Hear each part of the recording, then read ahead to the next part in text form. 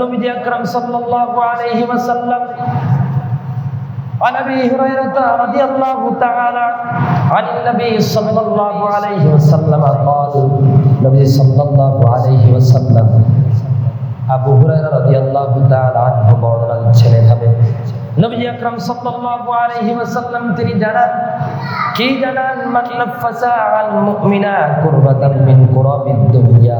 ওই মানুষেরা শোনো, তুমি তো কল্যাণের কাজ করো না, তুমি তো ভালো কোনো কাজ করো না, খারাপ কাজের দিকে যে আহ্বান জানায় তার দিকে ছুটে যাও। তুমি শোনো, কি শুনবা?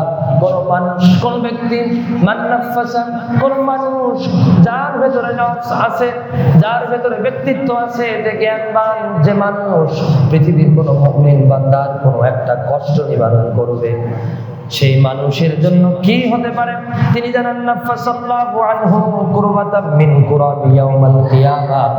যদি কোনো মানুষ পৃথিবীর কোনো মুমিন ব্যক্তির কোনো কষ্ট নিবারণ করে দেয়, রব্বুল আমিন ওয়াদা দিয়েছেন এভাবে কিয়ামতের দিন, হাসরের মাঠ যেদিন কায়েম হয়ে যাবে, যেদিন আমাদের হিসাব শুরু হয়ে যাবে, সেদিন রব্বুল আমিন আমাদেরও একটা করে কষ্ট নিবারণ করবেন। পড়েন সুবহানাল্লাহ।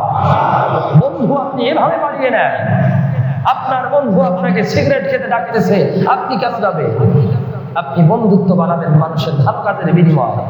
আপনি ভালো কাজ করুন, সমাজের ভিতরে অনেক শ্রেণীর গরিব মানুষ আছে, তাদেরকে সাহায্য করুন, সে আপনার বন্ধু হবে। দেখবেন সেদিন হাসরের মাঠে সে আপনার জন্য হয়তো বা কিছুটা হলেও সাহায্য করতে পারবে, কারণ হয়তো ভালো কাজ করেছেন, তার আমলনামা এবং আপনার আমলনামা রব্বুল আলামিন তো লিপিবদ্ধ করতেছেন।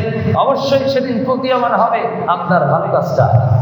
একজন গরিব মানুষ তার মেয়েকে বিবাহ দিতে পারতেছেন না, আপনি কৌশলে হোক, যে কোনো মাধ্যম দিয়ে হোক তার উপকার করুন, তাকে আর্থিক সাপোর্ট দিন, কিভাবে তার সাহায্য করা যায় এই পরামর্শ দিন। এভাবে আপনি বন্ধু তৈরি করুন। কিন্তু আপনি বন্ধু বানাচ্ছেন যে আমাকে জাহান্নামের দিকে নিয়ে যাবে, এমন বন্ধু, মনে রাখবেন সেদিন কিন্তু বন্ধুরও খবর আছে, আমারও খবর আছে।